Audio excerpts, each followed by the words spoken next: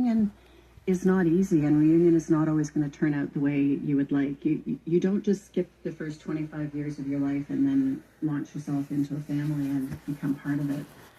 Your formative years and your shared experiences have been taken from you, and you no longer have that, and that's a permanent loss. Valerie, what about for you? Just last word to you, because you co-founded this advocacy group, Origins Canada, that supports people who are separated by adoption.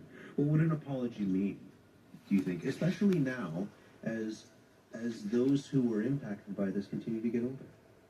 Yes, most of our mothers now are in their senior years, and I think it's very important to have the apology based on the Law Commission report, which acknowledges the wrong done, accept responsibility for the wrong, expression of sincere regret and profound remorse, and the assurance that this will not reoccur, and the reparation through concrete measures. And that part of it is very important now, because many of these women and their children still need psychological counseling and help to work through the trauma of these events, even after all these years.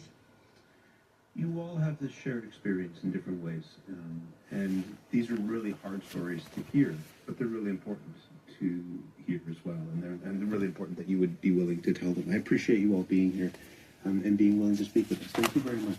Thank you. Thank you.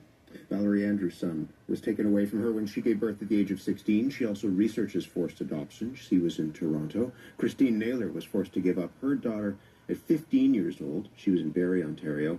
And Linda Hall was separated from her mother at birth. She was in Ottawa. We asked the Office of the Minister of Jobs and Families whether the Canadian government plans to issue an apology for those forced adoptions. The ministry sent us a statement that reads in part, Canada recognizes that this was a systemic issue affecting people across the country. Important legal safeguards, including charter protections and international human rights commitments, now help ensure that such practices cannot occur today. The government remains committed to working with partners to address its legacy. That is the current for this Thursday, the 11th of June. Q is up next on CBC Radio 1 tomorrow.